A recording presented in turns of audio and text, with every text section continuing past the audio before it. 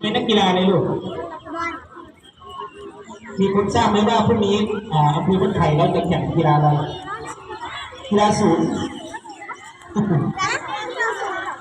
วิ่งมาราธอน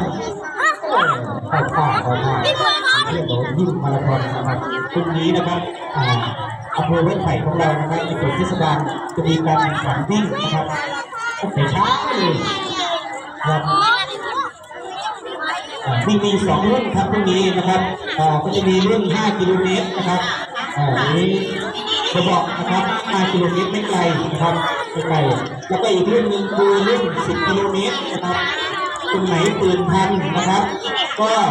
ถูกในเขตเทศบาลบ้านไผ่ก็ให้วิ่งมาดูนะครับเนี่ยโรงเรียนเราก็จะได้รับการไปแจกน้ำให้กับนักกีฬาวิ่งนะครับที่หน้าโรงเรียนของเรานะครับคนไหนตื่นเช้าหน่อยประมาณตี 4 ตี 5นะครับสามารถมาชมและก็มาเชียร์ให้กำลังใจกับนักกีฬานะครับ